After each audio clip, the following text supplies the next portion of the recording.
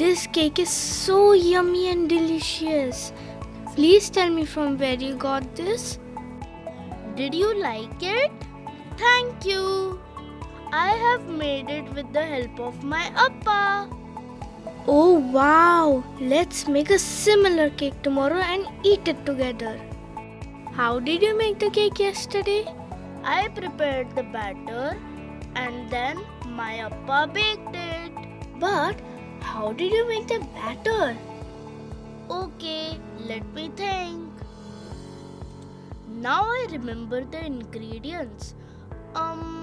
Flour, sugar, milk, butter, eggs, fruit and cocoa powder.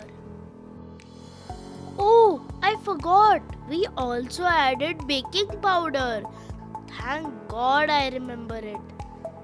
Better late than never. Hey Venkat, where does the flour, sugar, milk come from? And where do we get the eggs from? Oh my God, Champa. You ask too many questions.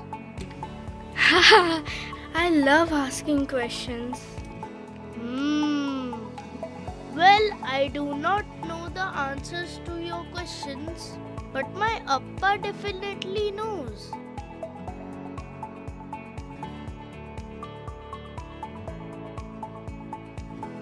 Can you tell us from where do we get the ingredients for the cake? Come, sit with me. I will tell you the sources of all the ingredients one by one.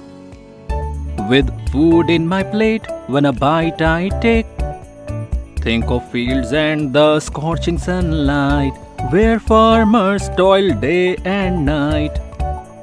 Down the streets and up the hills, sugarcane piles going to the mills, the cattle giving milk in the pens, dozens of eggs laid by the hens. The food that I eat in courses comes from an animal and plant as sources. Farm to factory and to my home, this is the journey of the food grown. But how does sugarcane grow? And in what season do the fruits come? If I will not ask questions, I will be restless.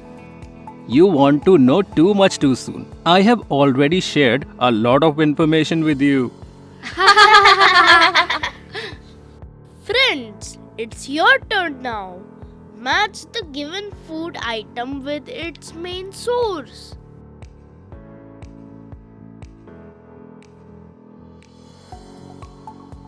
Now let us do another activity. Make a table now as shown on the screen and write down the name of your favorite dish, ingredients used in it and their main source. You can take help of your friends or elders around you. Friends, do you know the meaning of the idiom? Better late than never.